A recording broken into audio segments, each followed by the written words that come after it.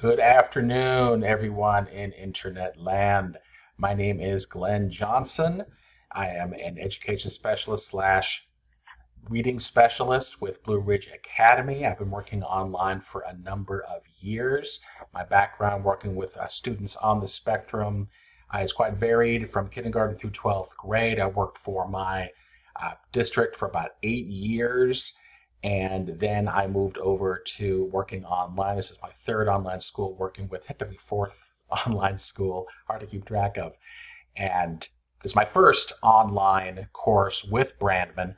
And I just recently received a reading specialist position through Blue Ridge. Really excited about that. And I need my autism authorization in order to keep it.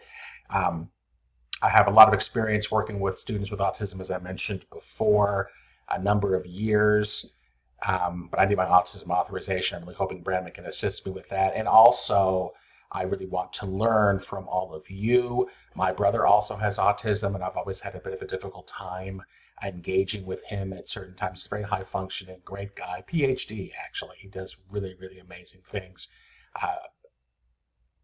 He's a role model.